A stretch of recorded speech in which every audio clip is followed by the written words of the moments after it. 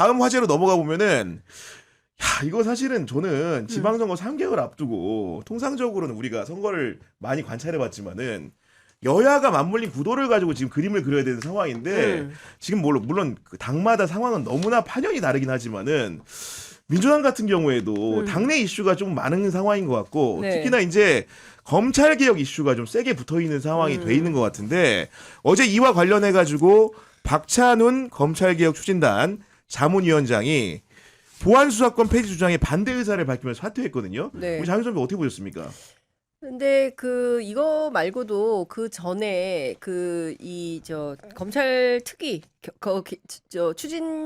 개혁 추진단 내부의 네. 추진위원들 4인인가가 먼저 맞다. 네, 그만둔 일이 있었어요. 그러니까 사실은 이제 보안 수사권 문제를 둘러싸고 이 추진단 내부에서 이러저러한 갈등이 이제 존재했던 것은 사실이고 그때도 추진단 입장에서 당시 나왔던 정부안 가운데 이를테면은 뭐 사법관 그리고 이제 전문수사관 네, 맞아요. 이렇게 네. 이원화하는 조치에 대해서는 본인들도 반대다라고 이야기를 했었던 거고 그리고 이제 어제 그 박찬훈 교수가 갑자기 이렇게 얘기를 한 것은 이제 보안 수사권 문제를 가지고 법사위의 비판 얘기를 하긴 하지만 당과 정부와 청와대가 3자 조율하는 과정에서 여러 가지 이견이 노출이 되고 이거를 본인이 다 중재하기 어렵다라는 판단한 판단 거죠. 속에서 네. 이제 그냥 사임하는 게 낫겠다 이런 생각을 한 걸로 보입니다. 네, 일단 그런 상황인데 그러면서 이제 박찬훈 이제 교수시죠 원래 한양 네네네. 교수인데 그 자유인이 된 다음에 또 글을 세게 올렸어요. 그러니까. 그러니까 본인의 소신을 이제 이분도 마음껏 패북 열심히 밝히겠다 하면서 이제 검찰 개혁을 가로막는 5가지 착각이라는 글을 올렸는데 그 요지를 좀 하나하나 소개를 해드리면은 첫 번째로는 수사 기소 분리 원칙에 대한 맹신이 문제다. 두 번째로는 검찰권 피해 경험이 개혁 담론을 장악한 구조다. 세 번째는 검사 집단에 대한 악마화가 이루어지고 있다. 네 번째는 제도 개혁에 대한 위험한 환상을 부추기고 있다. 다섯 번째는 국민에게 전가될 비용을 외면하는 태도가 문제다. 이렇게 했는데 이정주 기자는 이 5가지 주장에 대해서 좀 어떤 의견을 갖고 있습니까? 저도 이 페이스북을 봤는데 네. 이게 오늘 아침에 올리셨더라고요. 네, 9시간 전에 올리셨어요. 네. 그러니까 저는 점심 때 누가 보내줘서 봤는데 저는 이 5가지 중에 제가 가장 좀 제 스스로 박 교수님한테 동의할 수 있었던 부분은 어떤 거예요? 제도 개혁에 대한 위험한 환상. 아. 네, 이게 한국 개혁 담론은 이제 뭐라고 말씀하냐면 유독 법률만 바꾸면 현실이 즉각 바뀐다는 순진한 믿음이 깔려 있다. 저는 이게 맞다고 봐요. 왜냐하면 이거는 수사라는 게 또 운용의 문제고 사람의 문제고. 그렇죠. 계엄 같은 경우도 보세요. 지금 우리가 비상계엄을 전면으로 막는 헌법 개정하면 이게 막을 수 있을 것 같습니까? 그렇지 않아요. 오히려 계엄은 미국에서도 더 잘 일어나요. 미국 헌법이 얼마나 어떻게 보면 더 듬성듬성한데요. 현재 그래서 미국도 트럼프 계엄한 거 아니야 그 얘기가 나와요. 계엄이 비상 상황에서 발휘되기 때문에 결국 그거를 제도로 다 통제를 못해요. 제도로 통제하면 어떻게 되냐면 이게 불법 계엄과 이제 합법 계엄을 봐야 되는데 물론 합법 계엄이 자주 발생하는 일은 아니죠. 그러나 계엄 제도를 없애면 몰라도 계엄이 만약에 합법 계엄을 넣는 조항이 있다면 정말 전쟁이 나서 그런 조항을 계엄을 없애지 않는 그런 조항은 없습니다. 그러니까 합법적으로 정말 이 사람이 꼼수 못 쓰게 정말 그렇게 할 수 있는 것만 하겠다 못합니다. 왜냐하면 윤석열도 국무회의 본인이 소집하지 않았고 소집했지만 형식상으로 해서 만약에 성공했잖아요. 저거 합법화 돼요. 근데 실패했기 때문에 결과적으로 처벌이 들어가는 거지. 그러니까 제도에 대해서 계속 매달리는 이 환상, 이 박 교수님이 저는 정확하게 지적한 것 같아요. 그런 부분들에 대해서는. 네. 그래서 만약에 공소청을 하고 뭐 중수청 없애고 권한 뺏고 뭐 사이버 범죄 빼고 이렇게 한다고 해서 예를 들면 그러면 만약에 반대하는 사람들의 쪽에 그 청사진대로 구현이 될 것인가? 물음표예요. 그러니까 저 같은 경우에도 이 5가지 주장 중에서는 동의되는 게 있고 아닌 게 있는데 일단은 수사 기소 분리 원칙에 대한 맹시 이 부분은 저는 큰 틀에서는 부동의하고 당연히 수사기 있어야 되는데 아니 수사 기소 분리를 원칙으로 지금 그러니까 몇십 년을 이게 얘기를 해왔는데 이거는 조금 그러니까 납득하기 어려워요. 네. 다만 이게 강론으로 가서 보안 수사권 문제라면 약간 토의할 여지는 있다. 요 정도의 생각인 거고 검찰권 피해 경험이 개혁 담론을 장악한 구조라는 지적에 대해서는 반대로 이제 이런 얘기가 가능한 거죠.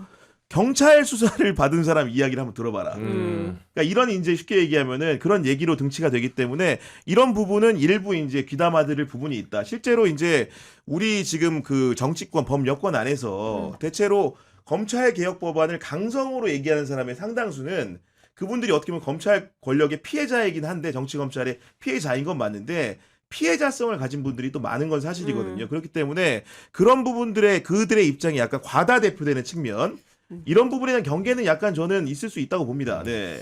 근데 이제 그 박찬훈 교수가 늘 이제 기자들하고 통화하면서 하는 얘기는 나만큼 검찰 개혁에 진심인 사람이 없다라고 얘기를 해요. 네. 그러면서 이제 그 발언을 시작을 하시는데 뭐 제가 다른 건 그러니까 하나하나 좀 따져보죠. 아까 말씀하신 대로 수사 기소 분리 원칙에 대한 맹신? 이거는 맹신이라는 단어가 적합하지가 않아요. 맞아요. 그건 잘못 쓴 것 같아요. 수사 기소 네. 분리를 원칙으로 해서 지금 수사 기소가 분리되지 않고 검찰 조직 안에 한 몸으로 있었기 때문에 수사권도 갖고 기소권도 가지면서 무소비리의 권력을 갖고 있으면서 만용을 부려오다가 그렇죠. 네. 끝내 내란까지 그렇죠. 일으킨 게 검찰입니다. 그런데 여기 무슨 맹신이 있습니까? 이것은 사실에 대한 국민적 비판이 있는 것이고 이에 대한 엄격한 그 정리조정이 필요하다라고 보는 것이고 두 번째 검찰권 피해 경험이 개혁 담론을 장악한 구조에 있다.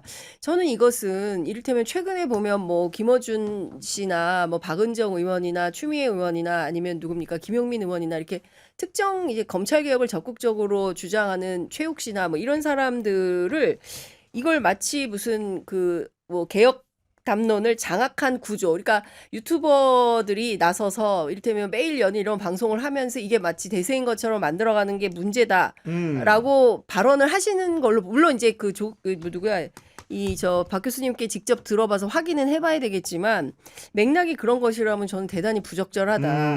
그리고 검찰권 피해 경험이 일부 소수에게만 있습니까? 많이 있죠. 지난 네. 그 정권 사실 윤석열 내란 수계 3년을 결산해 보면 굉장히 많아요. 평범한 기자들도 어느 날 갑자기 집에 압수수색이 영장이 들어와서 그것도 비단 그 뉴스타파나 여기 경향신문도 마찬가지고 공직 후보 검증했다는 이유로 그 기자들의 기본적인 의무고 역할을 해야 되고 기본적인 직업 윤리와 사명인 건데 그거 했다고 압수수색 들어오고 수사 대상으로 삼고 수사 대상으로 네. 삼고 그리고 심지어 지금 재판도 진행 중에 있지 않습니까? 일부 기자들의 경우에는 이게 맞는 거냐라는 생각이 좀 들어요. 그러면 일부 소수가 검찰권에 대해서 피해 입은 경험을 막 얘기를 하면서 그 전체를 막 싸잡아가지고 비난하는 구조로 만들었다는 게 네. 문제. 저는 이게 본말을 전도하는 주장이다라는 생각이 좀 들고요. 네.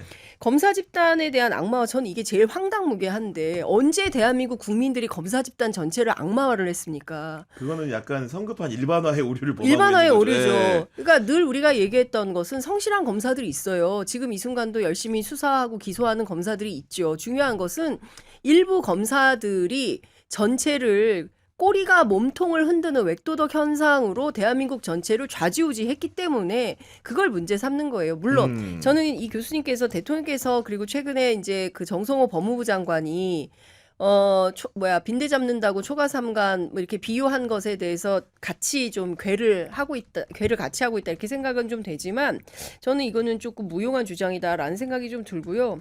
제도 개혁에 대해서 위험한 환상이 있나요? 일단 제도 개혁을 해보고 안 되면 또 고치는 보완을 하고, 것이고 네. 계속 이렇게 나아가는 거지. 이번에 뭐 검찰 개혁하면 다 완벽하게 100% 된다. 아니 그 혁명을 해도 그건 없어요. 인간 사회에서 끝이 어디 있습니까? 하다 보면 또 이 길이 아닌가 보다. 그럼 또 고치고 하면서 계속 가는 과정에 있는 거잖아요. 근데 이걸 무슨 위험한 환상에 있다. 네. 그리고 국민에게 전가될 비용을 외면 이거는 이제 경찰 수사, 경찰 통제에 대한 말씀을 하시는 건데 저는 5번은 일면 타당한 면이 있을 수 있다. 그렇지만 전반적으로 보면 박 교수님이 이 얘기를 지금 왜 하는 건가? 이 시점에 네. 매우 비판해야 되겠다 생각합니다. 저는 내용도 내용인데 사실은 그 우리 박찬훈 교수님이 가장 크게 이제 잘못하신 부분은 지금 임기를 무려 6개월 남긴 상황에서 정말 중차대하고 우리나라의 수사 구조를 바꾸는 굉장히 중요한 일을 하셔야 될 분인데 그러니까요. 그 자리를 박차고 나온데 더 큰 문제가 있다고 봅니다. 저는 대단히 사실은 그러면 맞질 말든가. 그러니까 제 대단히 말이 자신 무책임- 없으면 그렇죠. 네. 처음부터 딱 들어갔으면 끝까지 매조지를 하고 완수하고 나와야 되는 거지. 임무를 맡아놓고 아니 나 그럼요. 안 해. 네. 중간에 뛰쳐나와 버린 그건 누가 합니까? 저는 이런 무책임한 행태가 오히려 누가 좋아하겠어요? 검찰이 좋아하는 겁니다. 아, 이 사람들 뭐 어차피 맡겨봐야 일도 똑바로 못하고 중간에 그냥 그만둔다고 나가버리고 이런 식으로 행태를 범한다. 저는 이게 좋은 사인을 주겠습니까? 맞아요. 오히려 검찰 네. 개혁을 어렵게 만드는 단초가 되는 거다. 아니 그러면서 저는 사실 박찬욱 교수님 제가 공부하시는 학자한테 비판을 하기가 좀 약간 저도 뭐 박찬욱 주저되는 교수님하고 부분이 있지만은 친합니다. 그래요? 자주 저도 통합니다. 되게 약간 예를 들면 그 본인이 올린 글 중에 저는 가장 거슬렸던 부분이 우리가 합의만 하면 짧은 시간 내에 충분히 할 수 있다라고도 한 거예요. 그 긴 시간도 아니고 아니. 그럼 본인이 짧은 시간에 잘 해결하면 되는 거 아닙니까 지금? 아니 6개월 남긴 시간에 잘해서 정리하고 그러니까. 나오시면 되겠네요. 네. 예, 그리고 검찰 개혁이요. 여러분들 기억하시겠지만 1997년 DJ 때부터 시작이에요. 그때 많은 국민들의 이 부패 공화국에서 어떻게 하면 맑은 나라를 만들 거냐라고 하면서 그때 공수처를 만들어야 된다. 그래서 판사와 검사들에 대한 수사가 가능한 시스템을 만들어야 된다. 네. 새로운 형사사법 체계를 만들어야 된다라고 하고 올해가 2026년이잖아요. 30년이에요. 30년 만에 무려 30년 동안 우리는 검찰 개혁을 하자고 요구를 해왔고 이제 여기까지 온 거예요. 그나마 문재인 정부에서 검경 수사권 조정을 했던 거고 근데 하나만한 아주 수준 낮은 공수처를 만들어놔서 그거 뭐하러 만들었냐 파출소 같은 거 이런 비판도 들었지만 그것 또한 이번 정부에서 새롭게 보완 조치를 해서 국수본이든 공수처든 아니면 새로 만들어질 중수청이든 네. 서로 견제와 균형이 가능한 시스템을 만들어 놓고 이게 어디든 어디에 복속되는 조직 이번에 만들어놓은 제가 그 법률을 보다 보니까 중수청법 45조 진짜 심각한 문제던데 이거는 완전히 이제 공소청에 의해서 장악되는 수사기관 형태가 돼버리는 거예요. 그럼 이거 검찰 그냥 해버리지 뭐하러 이렇게 합니까? 그러니까 중수부를 원했는데 중수청이 생겼다. 이런 말까지 나온다는 거잖아요. 그러니까 저는 이게 굉장히 오래된 의제고 이번에 우리가 확실하게 하지 매듭을 져야 않으면 된다. 예, 그렇지 않으면 또 다른 유탄을 맞게 될지 모르기 때문에 우리 대에 확실히 검찰 개혁은 종지부를 찍는 게 맞다. 이렇게 생각합니다. 제가 사실은 어제 그 저녁 때 이제 검찰 수사관들을 만났어요. 원래 그 오래 알고 지낸 분들을 만났는데 그분들은 아마도 중수청이 생기는 걸 굉장히 환영하는 분위기였고 제가 느끼기에는 결국은 이제 정부안이 한번 핑퐁을 통해 가지고 국회 한번 갔다가 고쳐지면서 이제 직국구조도 일원화를 하고 이런 상황이 되고 본인들 같은 경우에는 제가 만난 분들도 역시나 일선에서 이제 수사 경험이 풍부한 분들이었는데 중수청 가서 제대로 수사해 보겠다는 의지와 욕망이 생겼더라고요. 제가 처음엔 사실은 중수청안이 처음 나왔을 때는 정부안이 처음 나왔을 때 그런 생각에 대해서 약간 확신을 못 하고 있다가 이재명 정부가 최근에 이제 1년에 하는 모습들 네. 뭔가 그 민주당과의 논의 속에서 새롭게 이제 그런 직급 구조 같은 경우에도 정방향으로 가는 걸 보고 굉장히 얻었고 심지어는 어제 이제 술 먹고 한 얘기들이기 때문에 어떻게 보면은 그냥 본인의 의견을 얘기한 건데 저도 이제 대화 속에서 도출했던 것들은 결국은 중수청이 되면 지금까지 검찰이나 공소청이 못했던 수사를 해야 되는 거고 그 문제라는 것은 공수처. 공수처가 못했던 수사를 해야 되는 거고 그 얘기는 뭐냐면은 기본적으로 검사나 판사나 쉽게 얘기하면 법의 국제가 생긴 배경도 그렇죠. 그런 부분들에 대해서 처벌을 못했기 때문에 맞습니다. 생긴 건데 그런 뭔가 이제 쉽게 얘기해서 그 음영 지역들을 제대로 밝힐 수 있는 부분들에 대한 수사 의혹이 굉장히 있는 걸 봤습니다. 제가 이거 내일 취재 편의점에서 얘기하고 오늘 아하. 얘기 안 하려고 했는데 경향신문에 단독을 드리면 네. 지금 제가 오늘 제2종합특검 취재를 했어요. 쉽지 않아요. 왜 쉽지 않냐? 검찰이 전혀 협조를 하지 않는다는 거예요. 그러니까 심지어 본인이 희망을 해요. 나 2차 종합특검에 가서 네. 열심히 수사하고 싶습니다. 가진 핑계를 대고 못 가게 한다는 거예요. 그러니까 무슨 얘기냐면 검찰은 여전히 자기 조직 본위가 너무 강력해서 2차 종합특검이 혹여라도 우리 그 사람이 가가지고 검사가 가서 본인 조직에 칼을 들이댈까봐 그거 못하게 길을 막고 있다라는 겁니다. 그러니까 네. 지금 마치 이렇게 제도가 막 다 완성이 되면 다 된다? 이정주 기자님 말이 딱 맞아요. 그렇게 되지 않아요.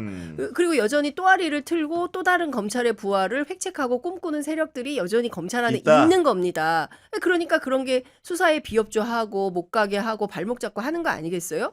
그래서 굉장히 곤란하다는 거예요. 인력이 지금 다 완성이 안 되고 채워지지가 않고 물론 이제 검사들이 온다 그래서 수사가 잘 되는 것은 아니지만 여하튼 상황은 그렇다라는 네. 거예요. 그러니까 종합하면 무슨 얘기냐면 검찰 개혁은 중단 없이 계속 가야 된다. 중간에 멈춰가지고 대충 아유 이 정도에서 그 사람들하고 나쁘냐 그냥 넘어가라고 하면 또 당한다. 되치기 네. 당한다. 저는 그렇게 생각합니다.